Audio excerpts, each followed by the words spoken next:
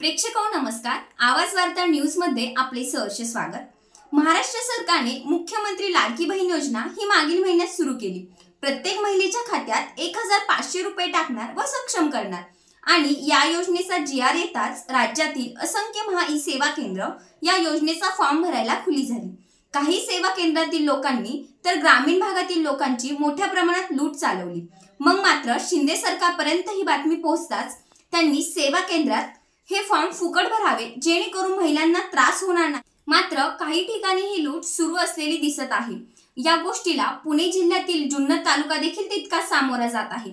जुन्नर तालुक्यातील पश्चिम भागातील ग्रामीण मात्र काही ठिकाणी ही लूट सुरू असलेली दिसत आहे। या गोष्टीला पुणे जिल्ह्यातील जुन्नर तालुका देखील तितका सामोरा जात आहे।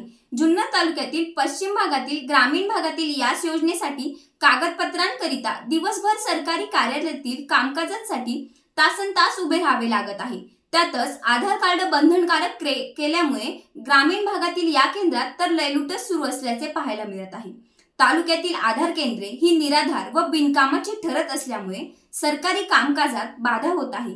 वास्तविक सरकारने या आधार केंद्रांना एकदा व्यवस्थित करावे, मग आधार कार्ड बंधनकारक करावे। लोकांची होणारी गैरसोय शिंदे सरकारने थांबवावी, अन्यथा या निवडणुकीत त्यांचा पराजय निश्चित आहे।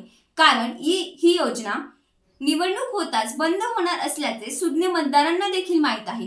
हा सर्व सावळा गोंधळ सरकारने थांबवावा।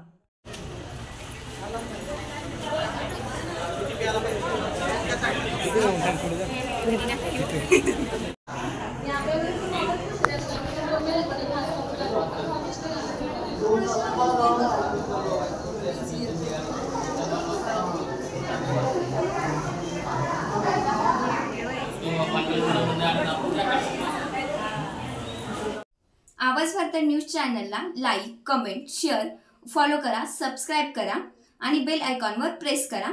आवाज वार्ता न्यूज नेटवर्क जुन्नर। मुख्य संपादक सतीश शिंदे, संपादिका शीतल सतीश शिंदे।